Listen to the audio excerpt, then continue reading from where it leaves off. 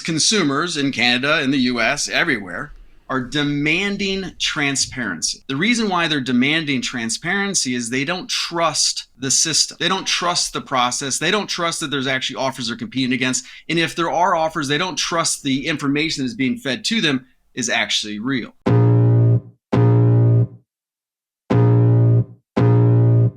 Welcome to the Tom Storey Show with Steve Karrasch and Tom Storey, where we discuss everything real estate or whatever else is on our minds.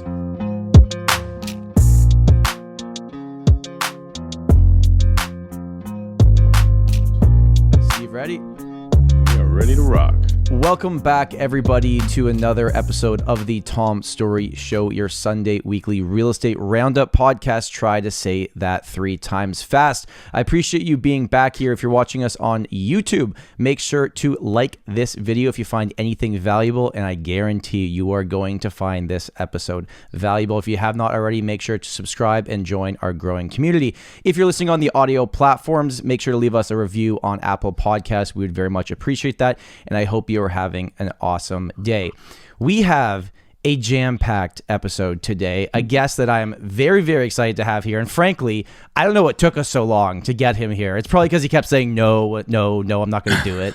And then finally, we convinced him. Nathan Dart has joined the show. Nathan, I was thinking, how do I even describe you to people that don't know you? So I think I'm just going to kind of wing it. All right? I trust you. He's an international speaker. In terms of the people that I look up to in real estate and I've learned a ton from, this is the guy. Truly do mean that. I've learned so much from Nathan. He's propelled my career just as much as anybody else, very much at the top of that list.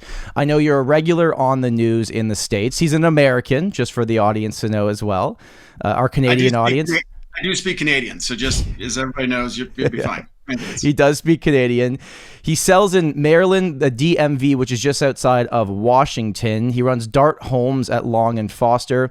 He is a real estate trainer. He's a nice guy. He's a dad. He's our friend. And he also happens to be the senior vice president of Final Offer, which is an open bidding platform, which is here to save the real estate industry. Nathan, welcome to the show. Thank you, guys. It's nice to be here. And what you don't look up to Steve? Steve didn't help you in your career at all? I mean, what is this? Steve, he starts every show like this? Does he ever give you credit? No, I'm actively holding him down, actually. So thanks for your charity work. Tom, it's good to give back. So, Nate. Yes, thanks, guys, for having me on the show. I appreciate it. Yeah, well, we're very, very excited to have you here. And I want to spend a lot of time on today's show on the open offer and the blind bidding. And is that the reason prices have gone up? Because you have a perspective on this that nobody else has. Because not only are you involved in a company that's doing it and bringing transparency to the industry, but for your own listings as an active real estate agent, I know your team's selling well over 150 homes per year. You're seeing the results. And I'm going to kind of leave that a little bit. We're going to go into that in depth in a few minutes. But I just want to start. So who's Nathan Dart? Just for the people that don't know, I know I gave you the intro, but who's Nathan? That was a pretty impressive intro. I don't know if I can top that. But in addition to what Tom is telling you, husband, you forgot to mention that. Danielle hears this. You're going to be in trouble. Sorry, Danielle. Danielle and I have 2 kids. We're just outside of Washington, D.C. I'm a second generation real estate agent. I grown up in this business my entire life. My dad launched a RE/MAX franchise in Maryland back in the mid 80s. And I took my real estate classes when I was 17. My parents could not keep me out of the business. It's the only thing that I ever wanted to do. My dad said I did have to go to college first before I got started, but I've been actively selling real estate now for just over 22 years. I do run a real estate team as well. I've got 13 people on my team. We serve the DC metro area, Maryland, DC, and Virginia. We help over 200 people buy and sell real estate on average per year. And I love this industry. This is something that, to me, it's a lifestyle. It's not a job. I'm grateful that I get to work with my past clients every day, and I get to enjoy the people that I work with and surround myself with. When it comes to the contribution in the marketplace and the industry, because it is, for me, it's family. It's a lifestyle. That's where I enjoy the contribution I can make by speaking, training, coaching, around the world is always great to be able to do too. But most importantly, also for the consumers, that being the people that are actively buying and selling real estate, I want to be able to offer a unique and lasting positive impact on the marketplace that we serve. And so we're going to get into a little bit more of that. But yeah, little background. That's me. You know, everyone that's watching, I just want you to recognize what a real professional speaker looks like, because you can just tell right off the hop here, Nathan's just got it. He's just got it going on. Nate, I'm going to start on the more doom and gloom side of things for a moment, okay? Now, we are going through what is uncertain times. Our interest rates over here in Canada have significantly increased, very similar to what's going on in the States, where, you know, we're basically following the Fed in terms of what they're doing. And there's a lot of people saying, hey, you know what? It's not that bad yet, but just wait. It's about to get real bad. Like, this is happening. Now, Nathan, you sold through 2008 in the States. And not much selling, but yes, I was in the well, you still. tried to sell real estate in 2008. Looking back at that time frame, not to say that's going to happen again. Nobody knows what's going to happen, but just to give the viewers a perspective of, like, we don't even really understand in Canada how bad it was or what exactly happened. You went through it. Can you kind of walk me through what that 2 to 3 years was like?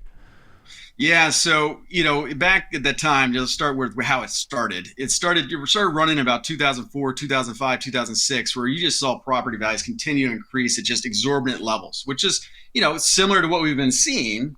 But the reason why they're going up at such exorbitant levels is because they reduced the lending restrictions. They made it easy for anybody to buy a house. You just had to show up and when you went to go see your lender, say, yes, I have a job and this is how much I make. There's no verification of funds or anything else. So people were buying these houses. They were putting little to no money down on it. So they really had no liability at all. And it was just a house of cards. And when the market, you know, started to turn and people had to unload these homes, they were dropping so fast that they couldn't keep up.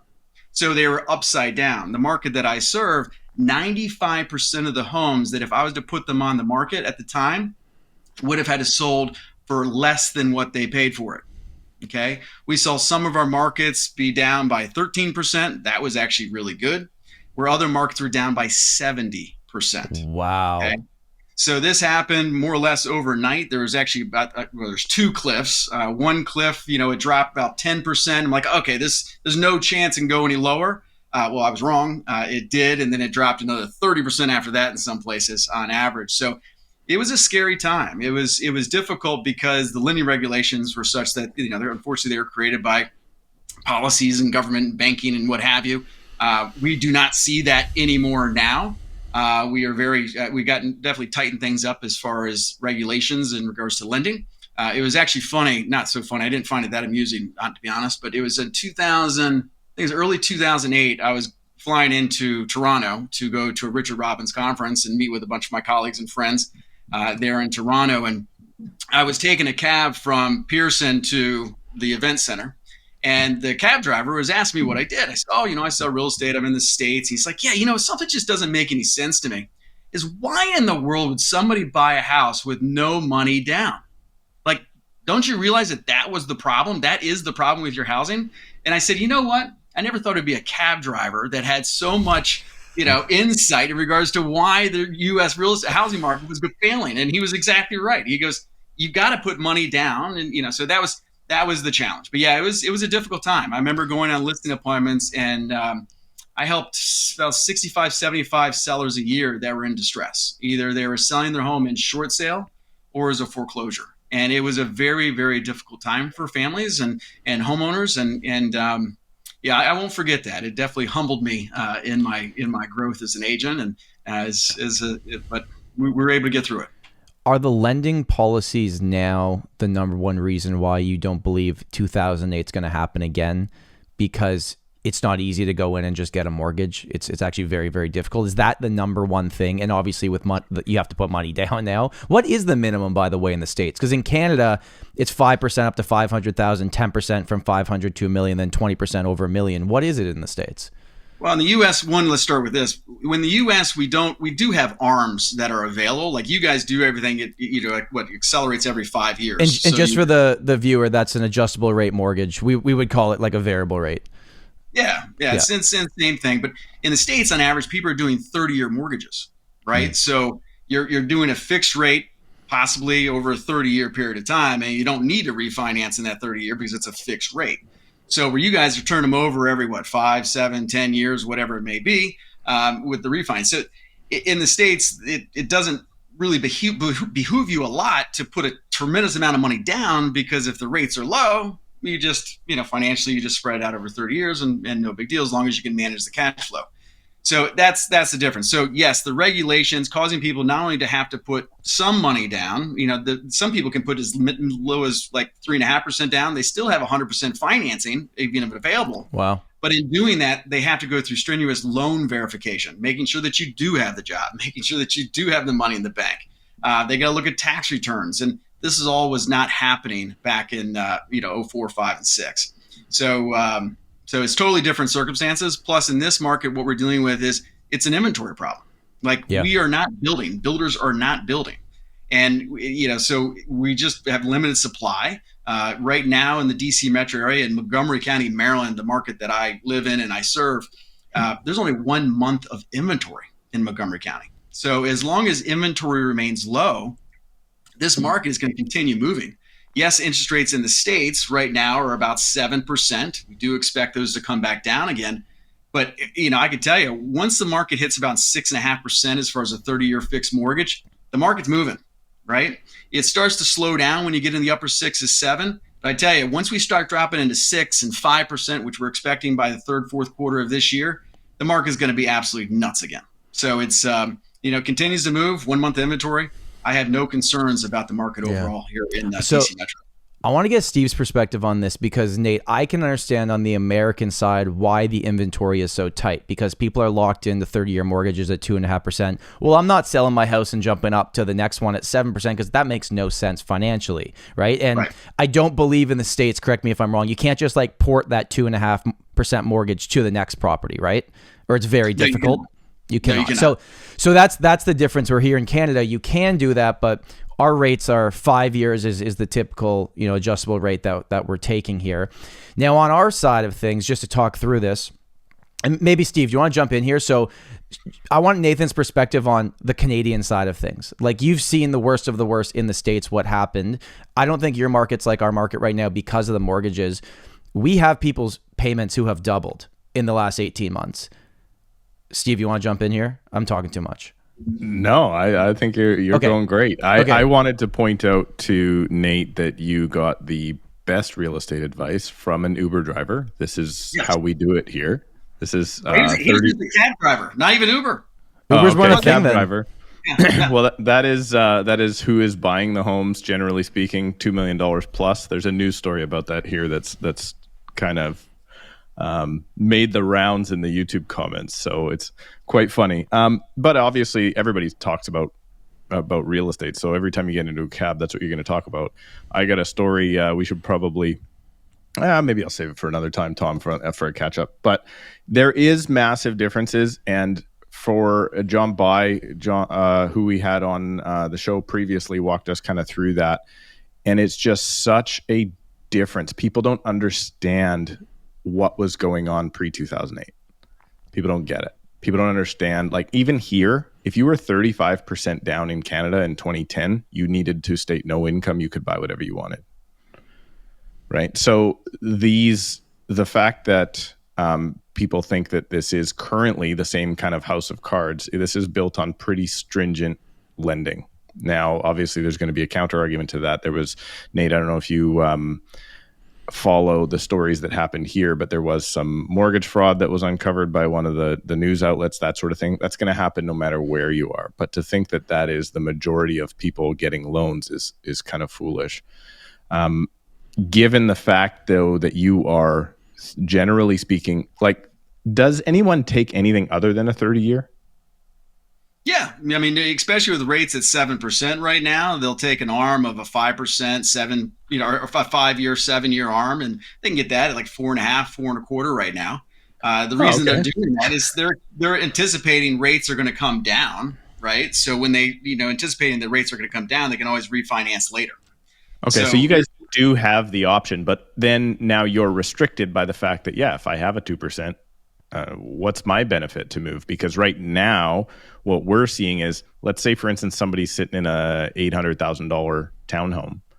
Actually, I just did this calculation with somebody. It was about a $950,000 townhome to get to the detached home, their payment would be $8,500 a month. So to move, I love how both your eyebrows just went, wow.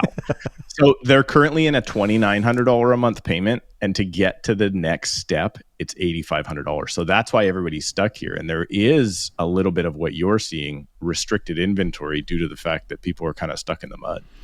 Yeah. But Steve, so that's for them to jump up and get a new mortgage rate at a much higher purchase price. Let's not even talk about that for a second. Let's just say they stay where they are and they've got a year left on their fixed rate at 2.7%. And when they renew, they're at 5.5%, right? That's what I think is more of the worry right now. Those are the people that now you would hope the stress test does its job, but Canadians are spending money on a lot of other things right now, and I haven't seen it slow down yet from going out to malls or movies. Or I reached out to my database guys this week, and I just sent out an email saying, "Hey, everybody, you got to get ahead of this." And I've sent out multiple of these before, and the response I got was from many people saying it's really good that you're reaching out to make sure your clients are okay. Fantastic. No one reached out to say, I'm hurting. How do I fix this? Not one single person. I sent that email to, I think my database is 1,250 people or something like that.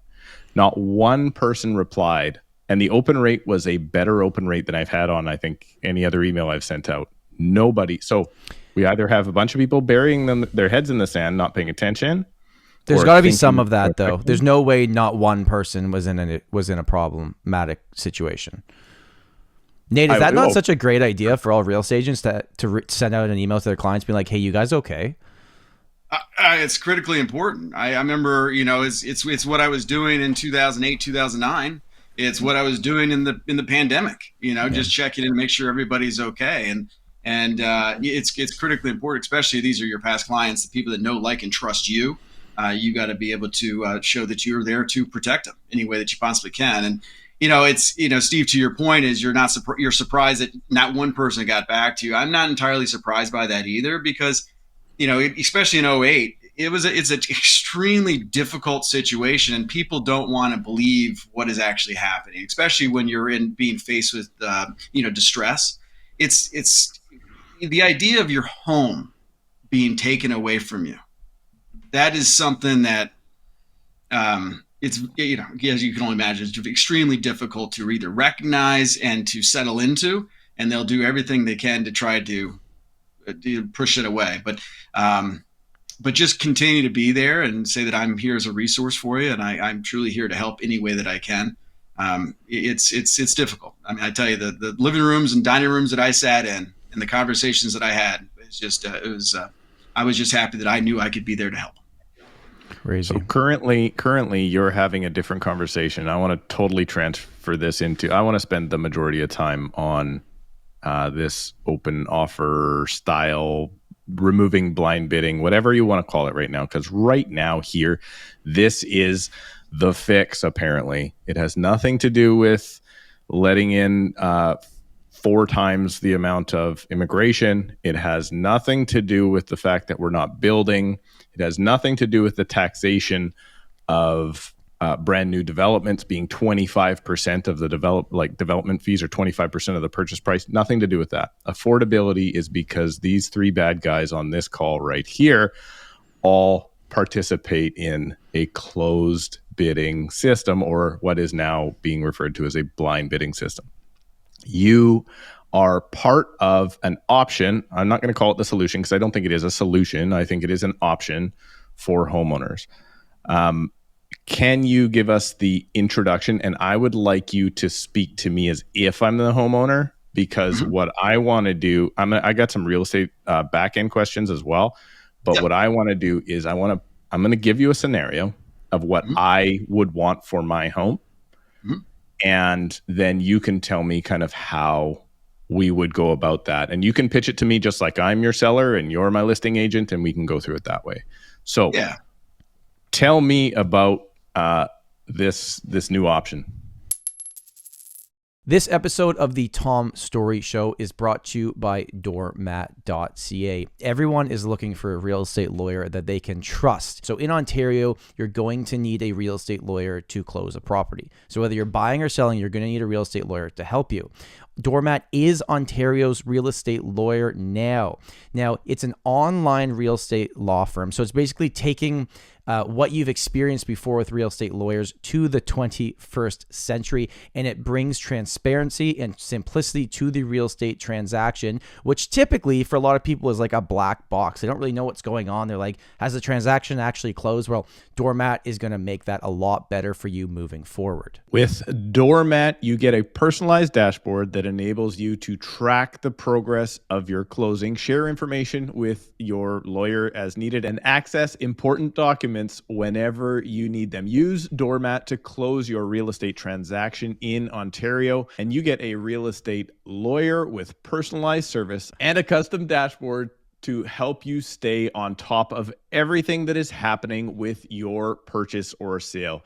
If you're buying or selling a property in the province of Ontario, Canada, reach out to doormat.ca today and tell them that you heard about their services on the Tom Storey Show. I've looked at a lot of these programs before, and Doormat knows what they're doing. I would highly recommend them, and I hope you check out their services. And now, back to the show. Yes. Well, this new option addresses a number of concerns. If you look at the marketplace as a whole, consumers, number one, think the entire offer process takes way too long, because the reality is it does, right? Number two is consumers in Canada, in the US, everywhere, are demanding transparency. The reason why they're demanding transparency is they don't trust the system. They don't trust the process. They don't trust that there's actually offers they're competing against. And if there are offers, they don't trust the information that's being fed to them is actually real. So consumers, two parts. One, they want to speed up the offer negotiation process. And then number two, are demanding transparency. But then it opens up an opportunity for a platform such as what I'm going to be sharing. So it's called finaloffer.com. And we'll talk about this in a second. But what it does, it allows you to be able to negotiate your real estate transaction with complete transparency, offering complete clarity to everybody involved in the transaction. It addresses two major pain points, one from both parties. One for the seller. Sellers, they want to sell their house for as much money as possible. But the best way that a seller can be in a position to sell their home for top dollar with the best terms and conditions is only when they can demand competition. Because it's only through competition where you will create that competition, which will demand the house sells for more money with the least amount of terms. Without that competition, that's not possible. But there's another side of that transaction, and that's the buyer. The buyers, they never want to feel as if they're overpaying for a property. Right? There's not one buyer that's listening to this right now that likes to feel as though they're overpaying, so-called the blind bidding. But if a buyer knows exactly what the other offers are that they're having to compete against, they then have the power and the control then to make a decision to improve their offer as necessary to ensure that they get the house that they want. That's what Final Offer is. Final Offer is not only an offer negotiation platform, but for real estate agents, it's an offer management platform. It allows for when somebody presents an offer, you know in real time that one, the seller and the agent have both received the offers, and the list or the buyer's agent and the buyer also have confidence that their offer was also received, knowing that the seller has seen the offer. Now, can't imagine there's any agents in Canada that may, misplace offers or maybe not communicate clearly that how offers are to be presented or when they're to be presented. Can't imagine that would ever happen in Canada. Never happens. Not once. Doesn't sound like us. No, but what Final Offer does with the management aspect of it, with just the base of what Final Offer is, it allows you to have confidence that your offer was presented and submitted and it's been received. Now, there's a different level to this. Like, as I said, so if agents are hearing this, there's different levels. Not everything has to be transparent, but what is transparent is that the offer was received. Okay. And you have one on the table. Now, within the negotiation aspect of it, this is the different level. This is allowing you to be able to negotiate with complete transparency. What final offer does, it allows you to be strategic within your pricing. You have an MLS list price, which we all know what that is, right? An MLS list price. You have a minimum committed offer price and terms, which I'll explain the details of what that means in a second. And then you have the final offer price and terms. The final offer price and terms is a price and terms that is the buy me now button. They can see it if they say, I want to have that house. I want to take it off the market right now. I don't want to compete against anybody. Let me take it down at this price with these terms. Now, the price is a price in which that it's not too high where it's not achievable. It's not too low where you're leaving money on the table because nobody wants to do that. It's being strategic in regards to how you position yourself so you can demand the very top dollar with the best terms. Because when they hit the final offer price and terms, the terms are clean. This is an as is, no inspections, no financing, free rent backs, whatever it is that the seller demands comes with those final offer terms and conditions. Right? That's the final offer terms and conditions. When they click that button, they can take it off the market immediately. No competition. Now, then there's the MLS list price. Well, here's the thing. If a house is listed at $600,000, not using final offer, but just traditionally listed at $600,000, if you receive an offer at $600,000, are you obligated and committed to accepting that offer? Not always. No, because it could be something. You could say, oh, no, you're not obligated. No, because there could be bad terms in the offer or a long closing or That's correct. And how frustrating is it for buyers to say, well, no, I gave you an offer for $600,000. What do you mean you're going to shop it? What do you mean you're not going to give me an answer right now? Give me clarity to when you're going to be accepting my offer. That's extremely frustrating for a lot of the buyers in the marketplace, and we understand that. So the MLS list price is not a commitment on behalf of the buyer or the seller. It's just advertising. With final offer, what we've created is a minimum committed offer price and terms. What that means is the seller is stating to the consumer, I will commit to taking an offer at $600,000 if it meets these terms and conditions. If you give me an offer, as an example, I listed a house today. This house is listed at $850,000. So if you go on to finaloffer.com today, Strawbale Lane, you can see it. The minimum committed, the MLS list price is $850,000. The minimum committed offer price in terms, the commitment the seller's saying, if you give me an offer at $850,000 today, it starts an offer window for 6 days. And Nate, just for a second, is the MLS price and the minimum committed price usually the same price? I recommend it to be the same price. It does not have to be. Okay. And I'll explain. It's all strategy. And and when using final offer, you have to work with an agent. Okay. So for the agents that are listening to this, this is not another tool to replace us, right? This is a tool for us to use. It elevates what it is that we're bringing to the market, elevates the experience that the consumers are having. So you have to have an agent to be able to make an offer, to list on this platform, what have you. Because these strategic decisions you're making when it comes to pricing and terms, you got to rely on a professional to help guide you through this process, right? So when you're looking at, so yes, Tom, to your point, they don't have to be the same. They could all be three completely different numbers. Okay. But for this particular property that I listed today, $850,000 is the MLS list price. I also made it the minimum committed offer price and terms, where the seller said, Nathan, if somebody gives me an offer at $850,000 clean, I'll explain in a second, then it'll start an offer window to close in 6 days at 5 o'clock. Right? So if somebody gives me an offer, it meets the minimum committed, starts an offer window to close at 5 o'clock 6 days later. Now, but there's terms involved in this. What we need to do is we need to decipher the difference between offers. Because without the platform, you say you have 10 offers, okay? You don't just use, you got to look at the price and the terms to determine which one is the best offer. Because if you do these escalation clauses, which you see all the time in the marketplace right now, these people say, oh, well, I'll pay $5,000 over any other offer. And then it's just a race to see who's paying more. But that's not fair, because the person you might be racing against might have contingencies that you don't have. And you're only being compared based on the price alone. You're seeing prices run significantly higher than they otherwise should because they're not being compared properly to who they're competing against. With final offer, we offer clarity to that because we put values behind each one of these terms. Once again, as an example, in regards to that one property that I listed, minimum committed offer price, $850,000. I said, hey, look, it's okay if you have financing. It's okay if you have an appraisal. It's okay if you have a home inspection.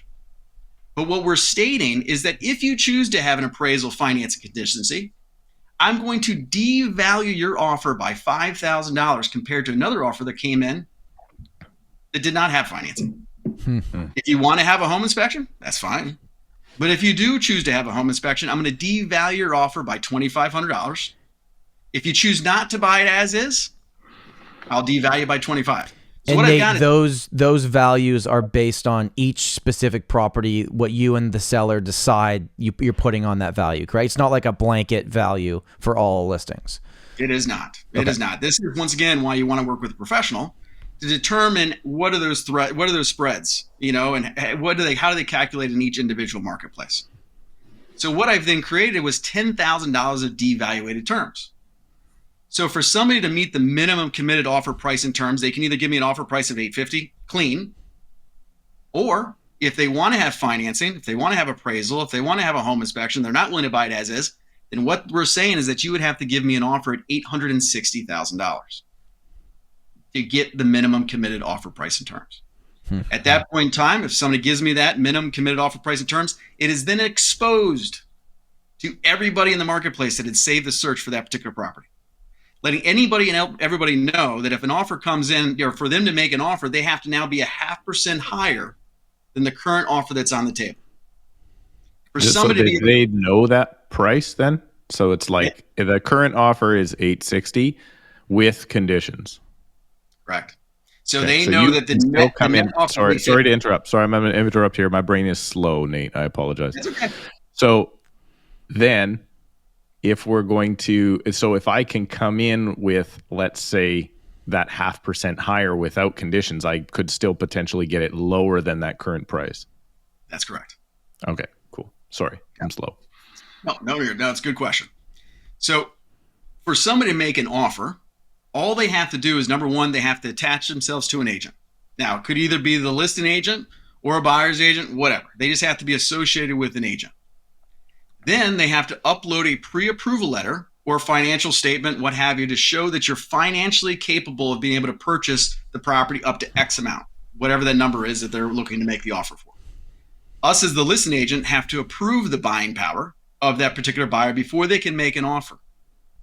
When we do that, we verify the funding, we verify the loan, whatever it is, we make the phone calls that are necessary. Once we've approved their buying power, they then can then make an offer.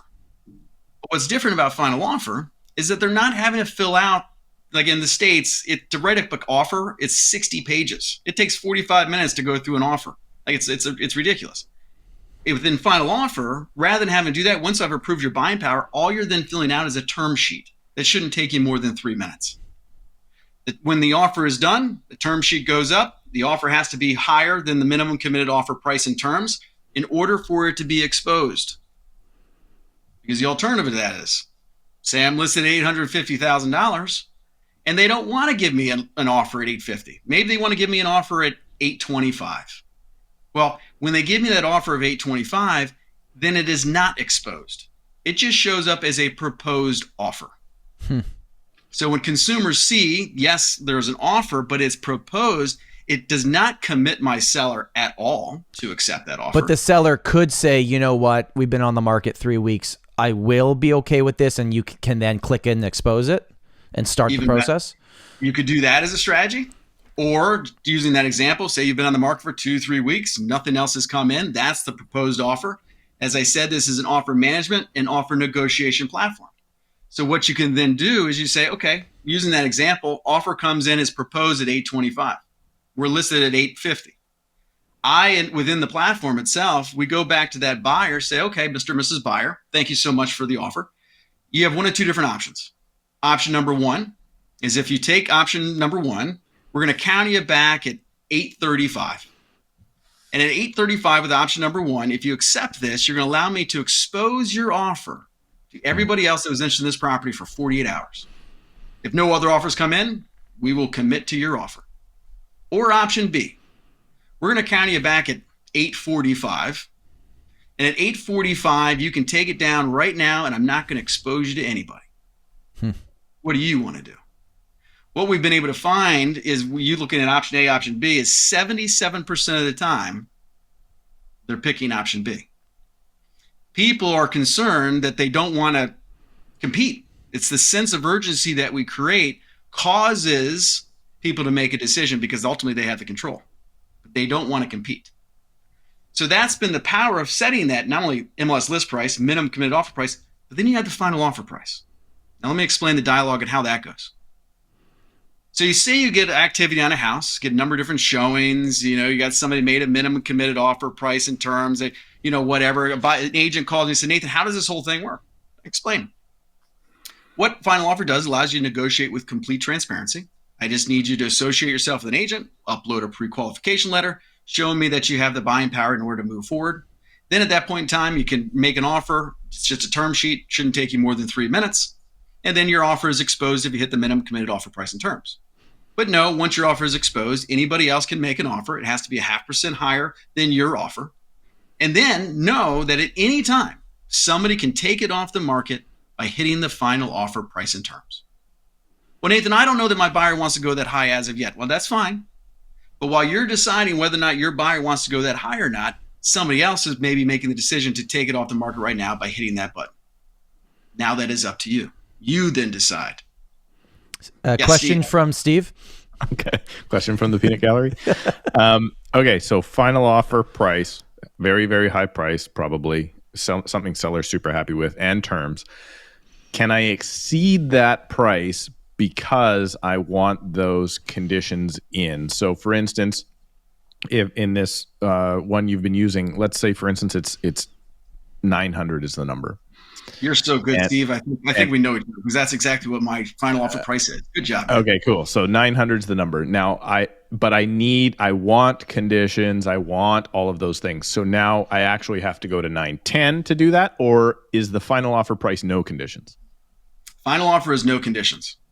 Okay. So if like I had somebody say, well, Nate, we were listed at $595. I had a minimum committed set at $620. Okay. Well, I'm sure this is all the strategy part. And I set the final offer price at $700. The final offer price included free rent back from my sellers. Somebody called me up, said, Nathan, my clients want to hit the final offer, but they'd rather not pay for the 7 days of free rent back. Would your sellers pay for the rent back for 7 days? Well, of course, I called my seller. The highest sale in this neighborhood ever was $650. So when we're looking at a $700,000 purchase, my seller said, I think I can cover the 7 days. So I changed the terms of the final offer to accommodate that particular agent and buyer so that they could take it down by hitting the final offer price and terms. And but when, to Steve's point, sorry, Nate, keep going. But to Steve's point, Steve, if they would have made an offer at say $700,000 and they weren't willing to give their rent back, they would not have been able to click the final offer button unless I changed it. Now, let's say someone starts the open bidding process by making that minimum committed offer, right? Now then it opens up for 6 days or however long it is for that specific listing. And the final offer price, let's say in this scenario, it's $850. The final offer is $900,000. You get the $850 offer, it opens, and then people go back and forth, and it gets to $890 or something. And at that point, let's say there's 3 offers going back and forth with each other. None of them are willing to take out the conditions or the contingencies. So none of them are willing to just hit that button to go up 10 more and just get it. Is it possible that it goes up to $920,000 with them bidding with conditions? So it could go over the final offer price if it's not firm, is basically how it could happen. That's correct. Has that ever happened to you? Sure. Yeah. Not to me, no. Okay. To other agents, yes. Okay. Reason why I say to me no is the best offer I can provide to my sellers, not only the highest price, but it's also the best terms and conditions. As an example, if I've devalued if you had financing and appraisal conditions of $5,000, okay, and using the example that I have of the final offer at $900,000. So say I get in a bidding war and it escalates well over 900, but nobody's willing to remove their financing and appraisal conditions. Well, at the end of the day, it's not going to appraise at that. So I got a problem. So because I'm forecasting this, so what this platform does, it allows you to truly be a negotiator up front. So before I allow it to run out of control, I'm going to pull as many levers as I can in being strategic to protect my client. That either when I see the offers start to come in, if I recognize nobody's willing to remove appraisal and financing because they're too scared of, the delta that they'd have to make up the difference if it didn't appraise, I can always throw in to the negotiation, which I would not do up front, but I could throw in through the negotiation and say, okay, I've adjusted my minimum committed offer price and terms on behalf of the seller. They say now my seller is willing to put in $10,000 appraisal gap coverage, which makes you, Mr. and Mrs. Buyer, you would only be liable if it did not appraise for $10,000. When buyers recognize, wait a second, my liability is only $10,000, well, I'm comfortable even running up even higher because they're looking at that. That's one option. That's one lever I can pull. Another lever I can pull is that final offer price and terms. Remember, I can raise it, I can lower it, or I can get rid of it at any time. So if I see offers that are coming in and one offer is at that $890 and they're clean, well, I can always reduce that final offer price down to $890, $895, make a phone call. What do you guys want to do to reposition it so that I can create the very best package for obviously that of my sellers? So you're negotiating on the phone with these agents while they're using the system at the same time. And that can happen over a 5 or 6 day period. It could. Right. Now, we just saw a report that came out that said in multiple offers, most of the time, it was 80% of the time, the highest price was picked. 20% of the time, the highest price was not picked for another reason, unconditional. For instance, maybe they just liked the fact that they were a young family buying the house instead of an investor, whatever it was. So if you adjust for that on the website,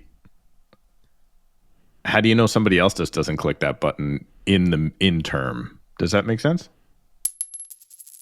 This episode of the Tom Storey Show is sponsored by Karrasch Real Properties. Here's the deal. If you're moving to Fraser Valley, oh my God. Here's the deal.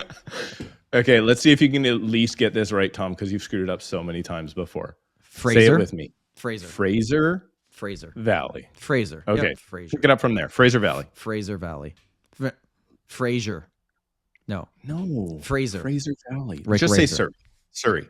If you're moving to Surrey, there's one person that you need to call, and it just so happens to be my podcast co-host. Now, I make lots of jokes, at Steve's expense during the podcast. But the reality is, if I was moving to Surrey or the surrounding areas, I would call him because they're really damn good at what they do. They understand the market. And I know whether you're buying tomorrow or you're going to buy in 2 years, they will be with you until the end of the transaction. They know what they're talking about. They have experience. Even though Steve looks old, he's not actually that old. So he's still kind of hip, right? He still kind of knows what's going on.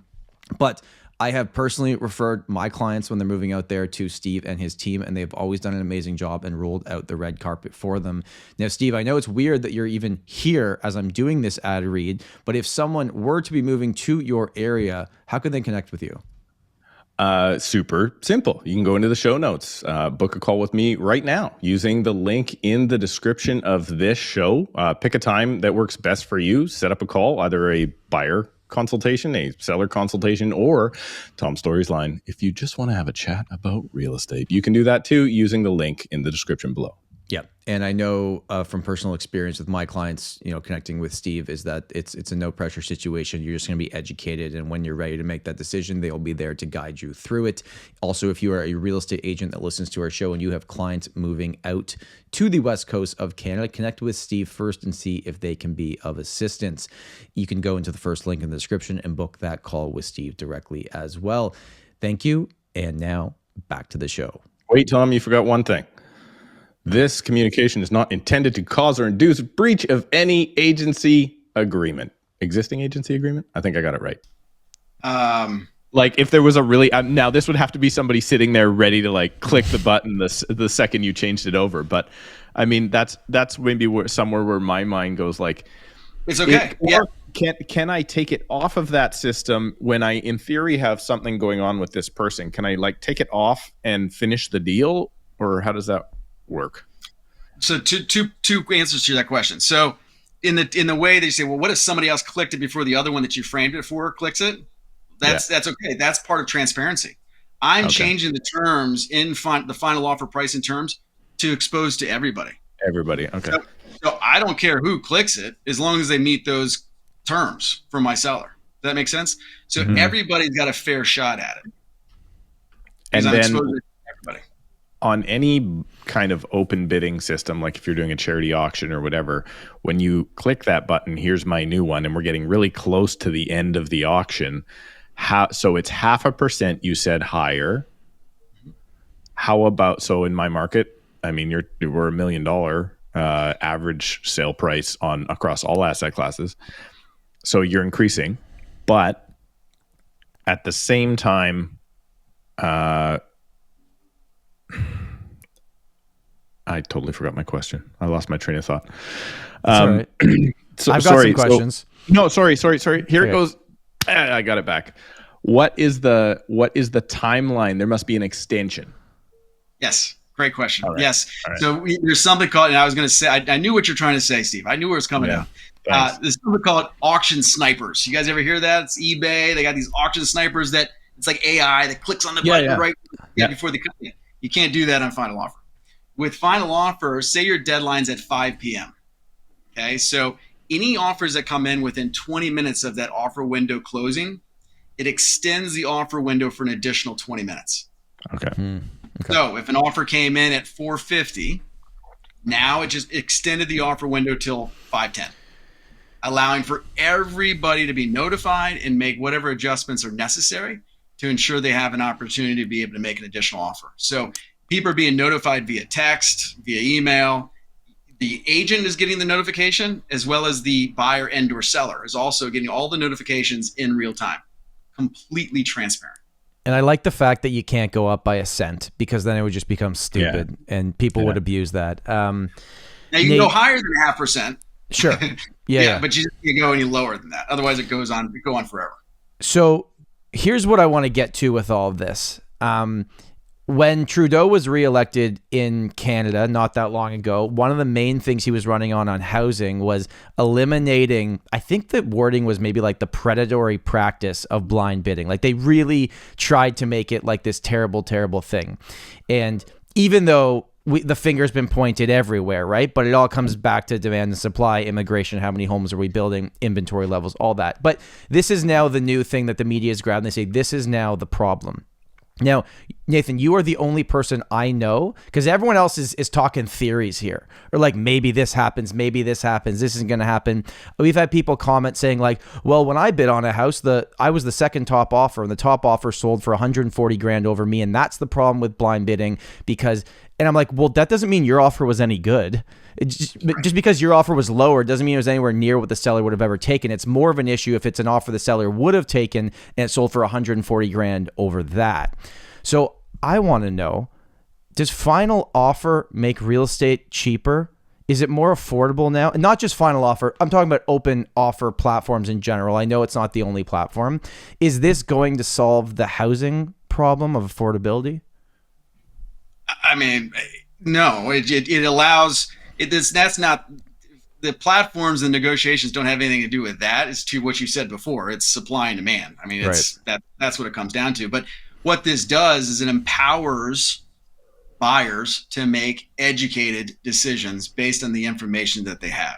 You know, the number one complaint about our industry in real estate is the lack of communication, the lack of transparency is the number one complaint by consumers. Mm-hmm. So what final offer does in this open offer platform, right? It allows for that. Everything's clear. There's no questions. There's no doubts. So, you know, I get other agents say, well, Nathan, I don't know. Like if you pick a final offer price, what if you pick it too low? Well, don't pick it too low. You know, that's why you're a professional. You should know the potential runs that your property could potentially have.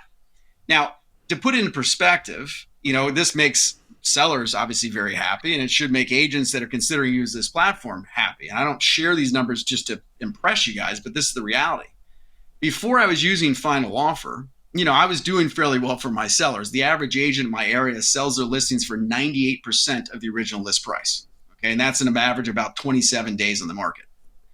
Before I was using final offer, my listings would sell at 107% of the original list price. So on average, I was already getting 9% more from my sellers because of what it is I did for exposure and negotiations, what have you. Now that I've been using final offer, my sellers are receiving on average 114% of the original list price. I'm getting on average 16% more for my sellers than anybody else in the marketplace.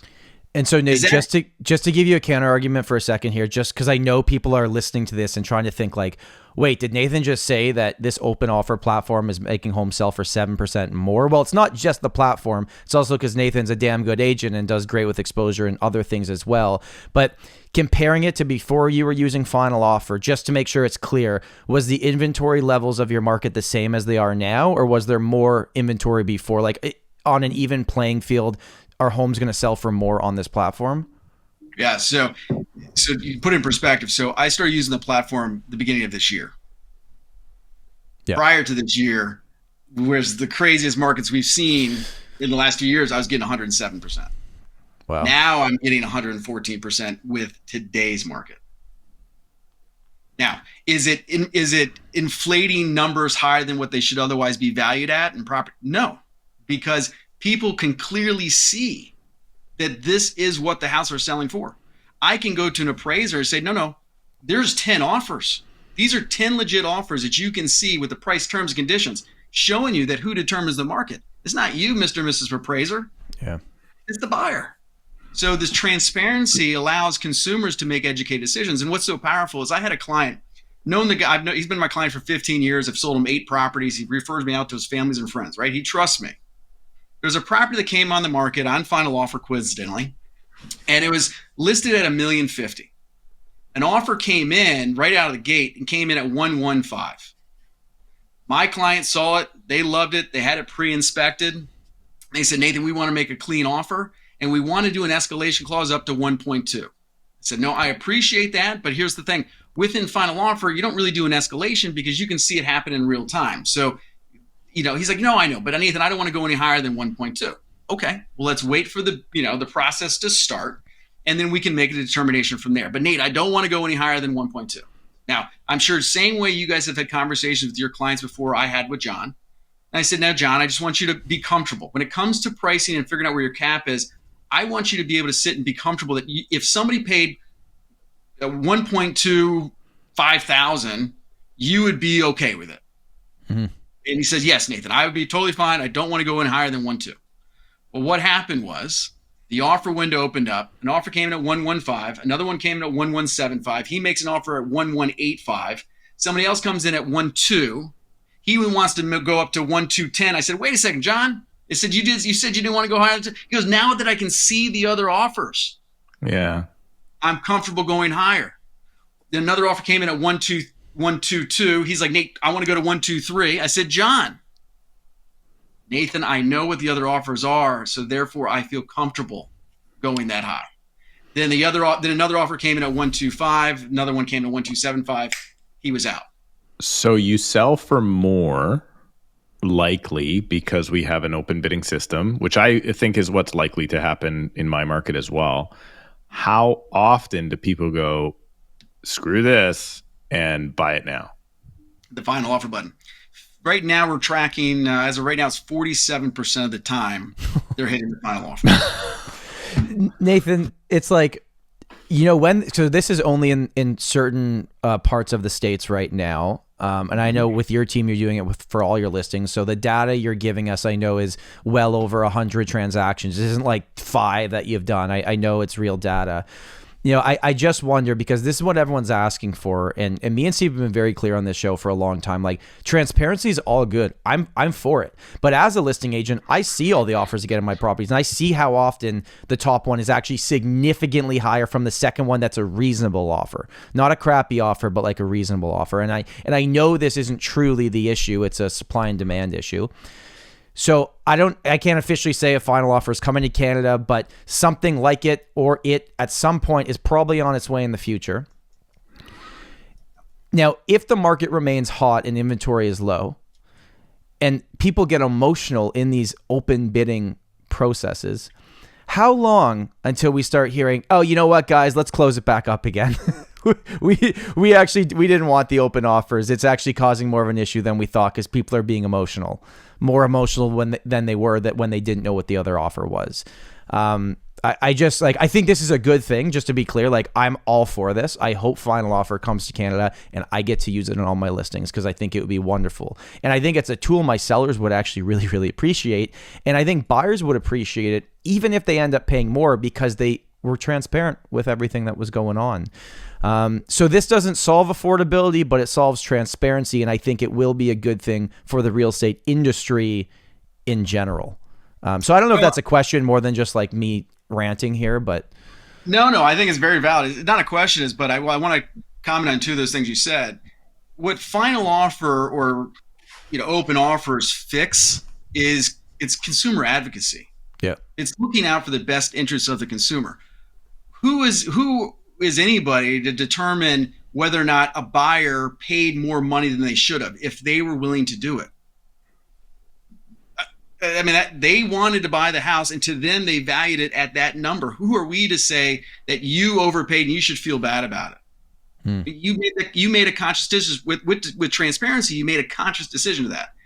And the other thing is, so this is consumer advocacy more than anything else. That's the way I see it. But you also mentioned something else about, and I get this too because I hear this from agents in my area as well, and say, well, Nathan, I always get these crazy outlier bids that are significantly higher than what they're running their run up to, or whoever's the run up, the second in line or whatever. What about that? What if I set a final offer too low and it could otherwise have gone much higher? Then I hurt myself. And I ask them, well, one, you can not have a final offer price. You can raise it, you can lower it, you can remove it, so you can fix that problem real quick. That's your main concern. I said, but the other thing is how often does that happen? You're just making an excuse to not bring transparency to your business. And Tom, you said it. Steve, I know you believe the same thing. Like, we aren't afraid of being transparent. We're not afraid of it. If anything, the fact that I can be transparent in the marketplace and invite neighbors to say, hey, watch in real time as I list your neighbor's house and see the results in real time that I demand for your neighbor. I send that out to the sellers in the neighborhood and say, watch. Don't just take my word. Watch. Nate, as a marketing tactic, as a real estate agent, I think that's brilliant. Because like, hey, I've got this house on your street. You'll be notified when an offer comes in or if someone hits final offer. Here's the link. You can watch to see what happens. That is like amazing. Because as we know, within 60 days, there will be another house listed in that neighborhood. Yeah, it's going to happen. So they're now seeing it in real time. In addition to that, as far as the exposure and just watch and see how it happens, it allows them to understand the process. People can all see it. I'm not afraid of it. And what it does, I think, with any transparency when it comes to negotiations of things or what have you, it exposes us as agents. Yeah. Yep. And you know what? I'm not afraid of being exposed. I'm not. If you're going to expose me to say, well, that Nathan, he sells his listings for 114% of list price. Okay. But what it does is, while it exposes the really great agents, it's also going to expose the agents that aren't so great. Yep, 100%. And you know what? Consumers deserve to hire the very best agent. Yes, they deserve to hire somebody that's going to be looking out for their best interests and what have you. Of course. But the amount of money people are investing in the commissions and fees that are being earned by agents today, those agents, they need to be able to shop with clarity as well. And, I know that's not going to make a lot of agents happy, but you know what?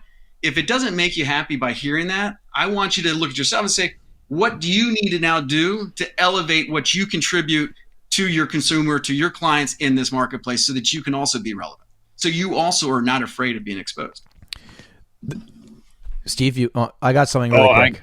You go quick because I got a little bit longer and we don't have Nate for much longer here. So Nathan, the blind part of the bidding is half of what people are mad about here in Canada.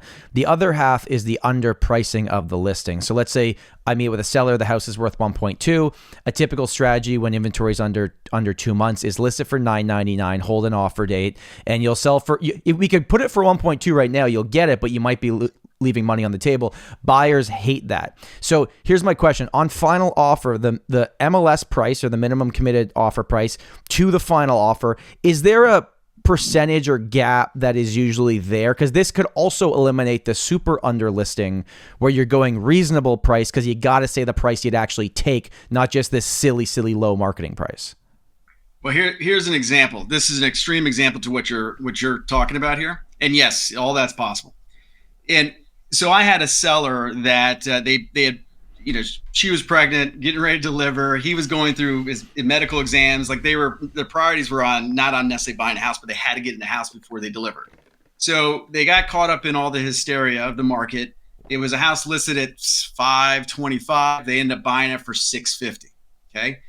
3 months later, they recognized they really don't care for the house or the neighborhood and they want to sell. They call me in. I did not sell them the house, but they called me in and say, Nathan, we want you to sell the house for us. I said, well, the challenge is you have the highest sale in the neighborhood because prior to this house selling, the comps are such at like 535 at best. So in order for you to sell, you're losing a lot of money here. So they weren't prepared for that. I call them back in the spring. I said, hey guys, with inventory, I think there's an opportunity here that if we put our house in the market at 575, we could demand enough competition to get you up over 6, which will allow you to not have to come to the table with as much money, which you otherwise thought, so on and so forth. Well, we come to that agreement, 575, we're all ready to go. Coincidentally, the next door neighbor, same house, had a carport where mine did not, same condition. They listed at 575, had 5 offers, and closed at 622. When they went under contract, I called the agent. He's a friend of mine. He told me that they got 622 for the house. I called my seller. I said, look, the house that just sold is arguably nicer, sold for 622 after listing at 575. My seller says to me, Nathan, when I looked at the numbers, I can't afford to sell this for less than 620. So I said, my recommendation is to list the house under 6 in order that so we can clear 620, hopefully. I said, with final offer, here's a strategy that I'd like to suggest. I would like to list the house on the MLS for 595. I want to establish a minimum committed offer price and terms at 620. And then set a final offer price at 700. By me stating that, yes, people see it on the MLS at 595. They're showing the house because it's underneath that threshold of 600. Just like Tom, you're using that example, pricing it so-called low to drum up that demand. But we are committing that if you give me 620, we are committing to taking that. So we're actually being more honest with the marketplace than ever before. Mm-hmm. When it comes to the final offer price, this comes to using the professional for what is that they know. Like in my area that I serve, in my zip code, your typical run is between 10 to 12% over list. Okay, that's a typical run on escalation clauses, right? Or bidding or whatever. Yep. So when I set final offer prices, I know those runs, so I'm typically going to set my run to exceed at least 12%. So I know I'm not leaving money on the table, right? Now, a lot of that has to do with kind of supply and demand, there's so many different factors, but that comes down to you got to work with a professional to help guide you through these strategies. Because I never want my sellers to leave money on the table. Certainly never want them to say, but Nathan, I think we set that final offer price too low. I don't want to have that conversation. Nobody wants to have that conversation. You worried sometimes when you list a property and someone clicks the final offer price in like half an hour? You're like, oh shit, maybe. It's funny. And this happened 2 weeks ago. I had a house, just real quick. The next door neighbor, which was larger at the end of a cul-de-sac, they were listed at 1.1, had multiple offers, were under contract at 1.215. The agent told me that as well. I listed our house at 1.15.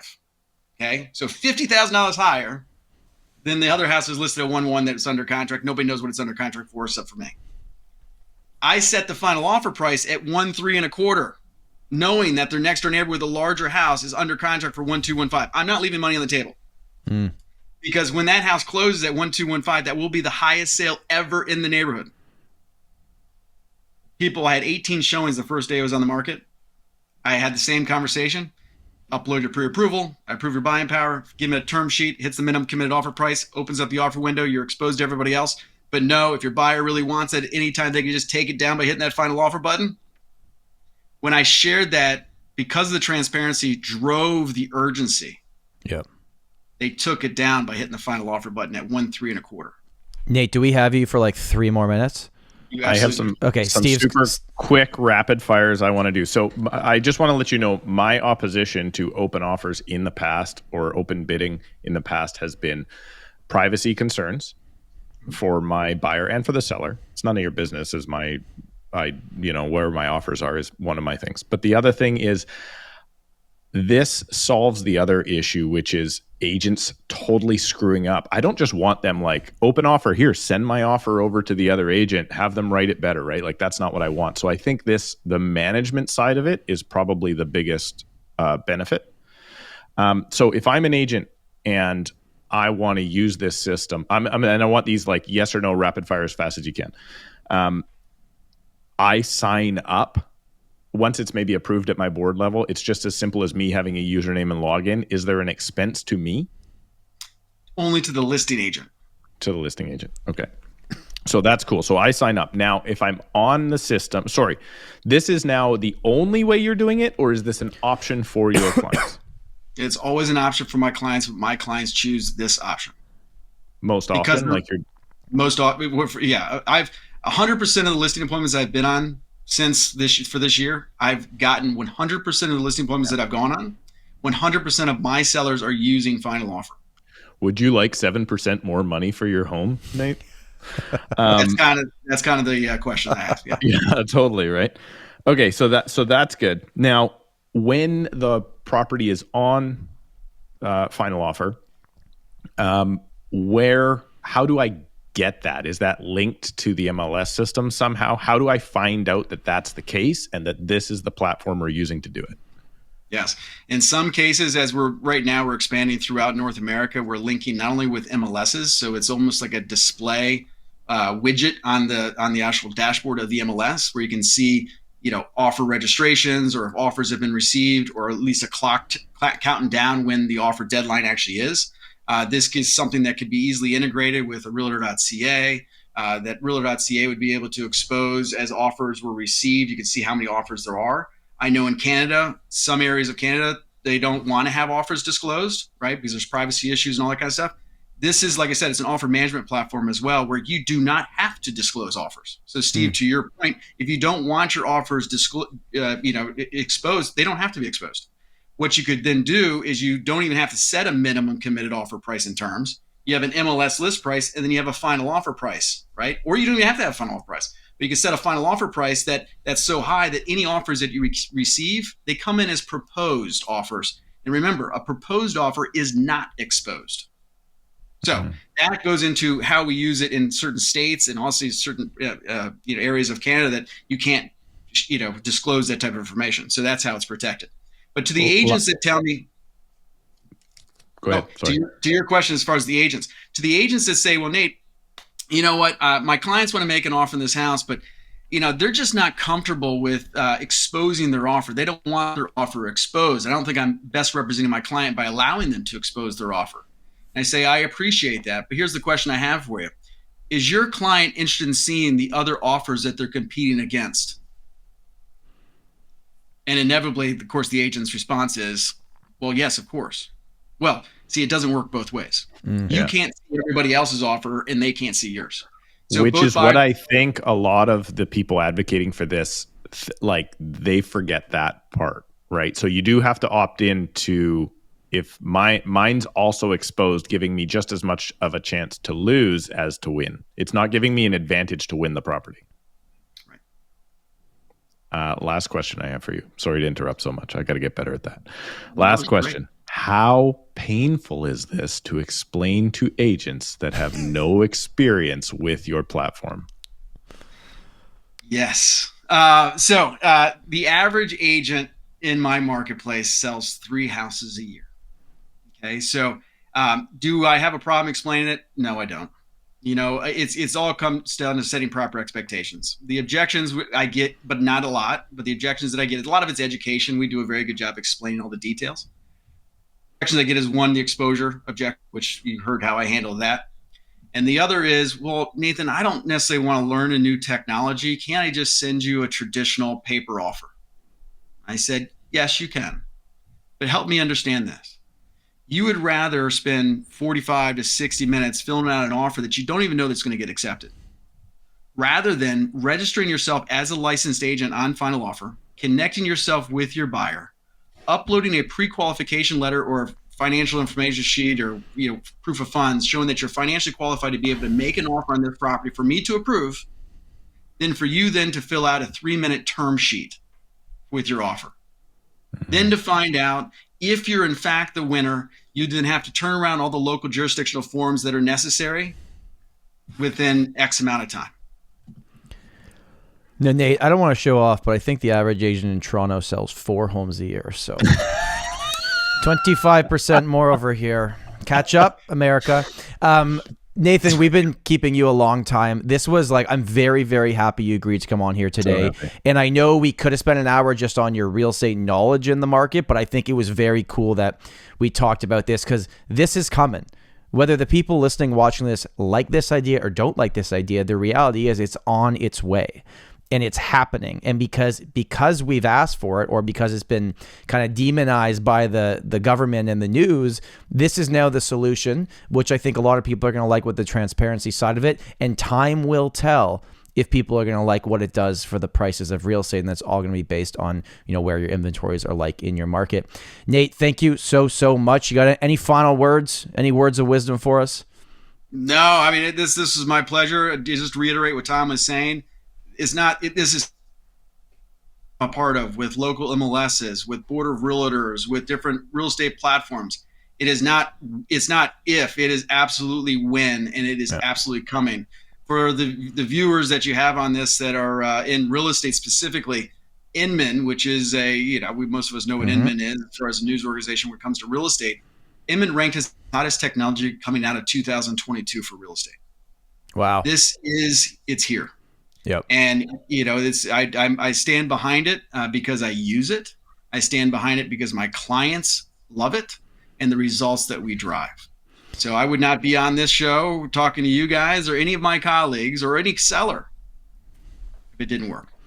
And just final for clarity, you are involved in it. You're a senior vice president of Final Offer, just to be clear with everybody that you are involved in the company as well. Yeah, I'm in charge of the growth of Final Offer throughout North America and eventually the world. Steven? Last thought. Fine. When it comes here, Nate, I'd love to if you need help navigating our loony rules about buyers being able to walk away from contracts at any point in time, let me know. I'll walk you through it.